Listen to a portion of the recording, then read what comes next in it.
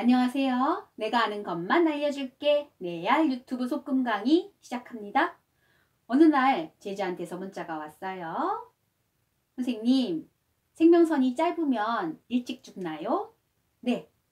결론부터 말씀드리면 아닙니다. 우리가 제 1강부터 8강까지 운명선만 다뤘는데 벌써부터 단명하는 요절하는 손금이 궁금하셨던가 봐요.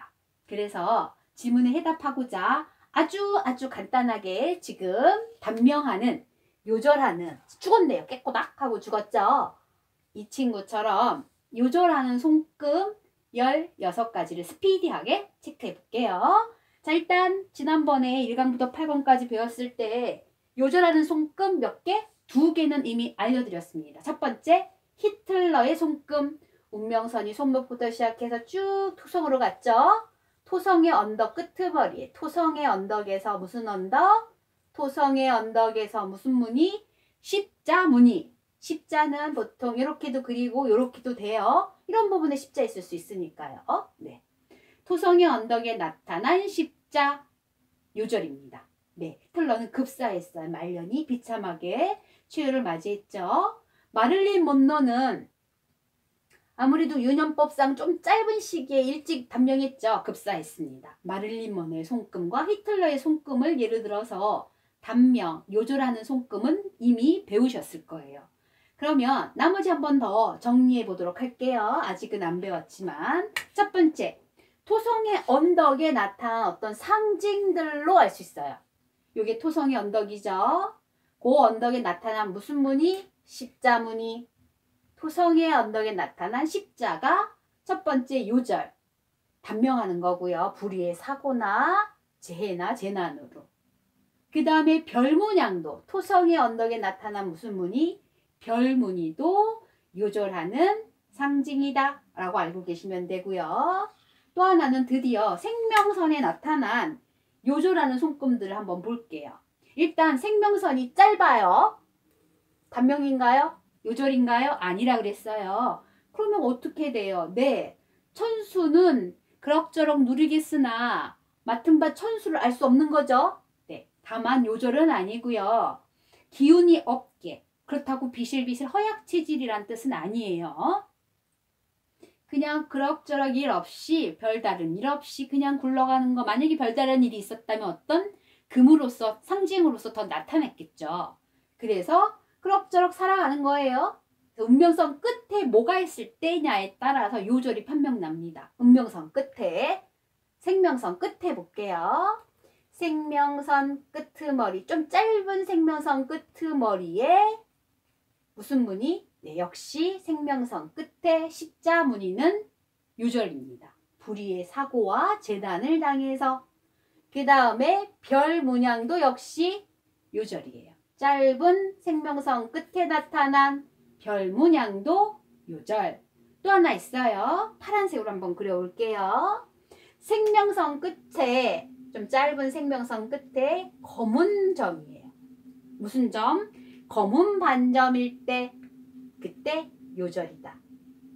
이렇게 생각하시면 되고요. 또 생명선에 관련된 요절운이 또 있습니다. 자, 일단 생명선을 그려보겠습니다. 생명선이 다 있네요. 그래, 오래 살 것 같았어요. 네. 그런데 말달에 나타난 무슨 무늬? 별무늬. 생명선 끝에 나타난 별. 또 하나는 생명선이 어떤 가지를 쳐서 다른 지선이라는 게 있을 거예요. 생명선의 지선 끝에 나타난 별, 지선이에요. 지선 끝에 무슨 무늬? 별무늬. 이것도 역시 요절입니다. 또 하나가 있다면 생명선 근처예요. 근처는 요 정도 근처 아니고요. 선 옆에, 여기도 괜찮고요. 어디든 상관없어요. 위도 상관없고.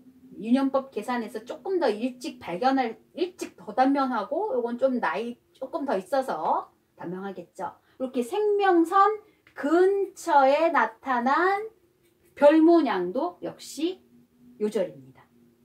특히 생명선에 걸려있는 것들은 대부분 병적인 측면이 꽤 깊어요. 네.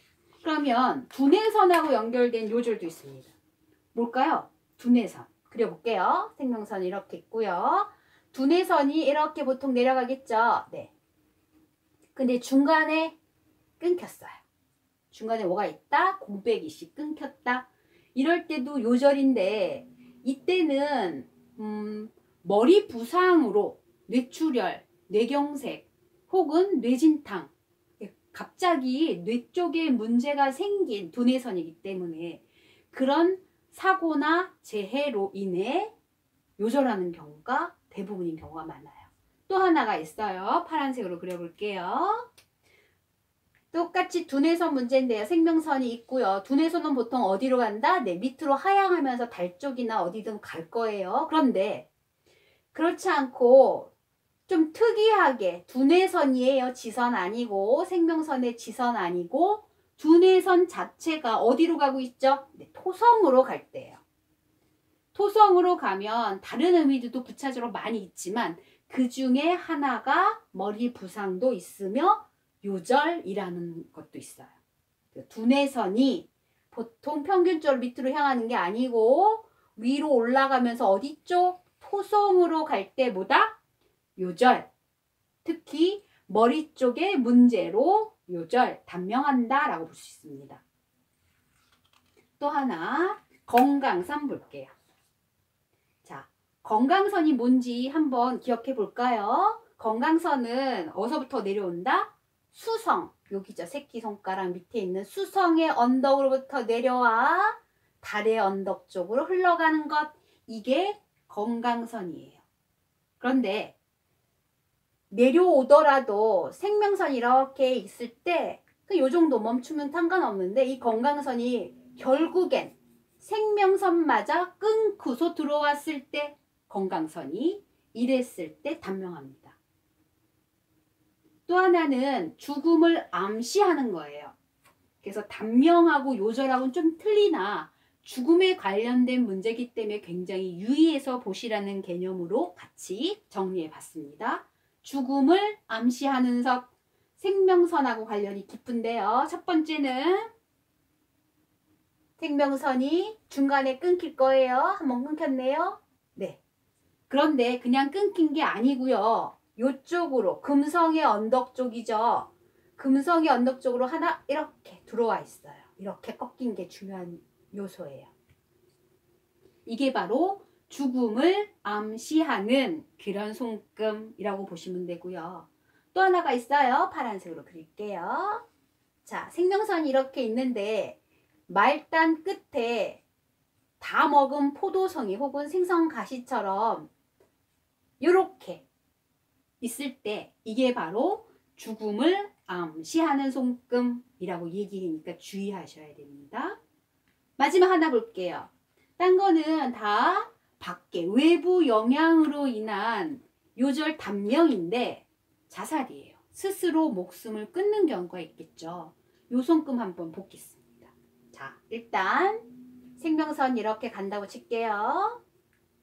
그런데 두뇌선의 흐름이 어디로 갈 거냐면 달의 언덕으로 흐르고 달의 언덕으로 지금 가고 있어요. 달의 언덕으로 흘렀는데 두뇌선 시작점에 뭐가 있을 때? 별무늬가 있을 때. 이때 자살의 손금이라고 봅니다.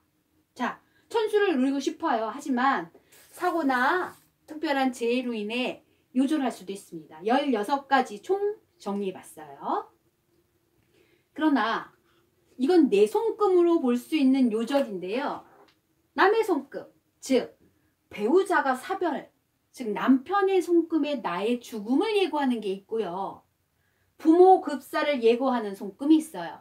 그건 자식에 나타난 손금 중에 나의 요절운이 겹쳐 보이는 거죠. 그래서 남의 손금을 통해서 나의 죽음을 유추할 수도 있는데 그건 다음에 정리하도록 할게요. 그래서 다음 강의도 꼭 기대해 주시고요. 결론! 지금까지 배운 거 미리 한번 쭉 훑어본 거예요. 나중에 부교조에서 분명히 한번 16가지 쭉 정리해 놓은 페이지가 있는데 급한 분이 궁금증을 질문하셔서 지금 요약 정리해 봤어요. 지금 제 강의를 항상 1.5배속으로 들었을 때도 별 무리가 없어야 돼요. 그래서 열심히 열공하시고요. 구독 필수입니다. 이상 마칠게요.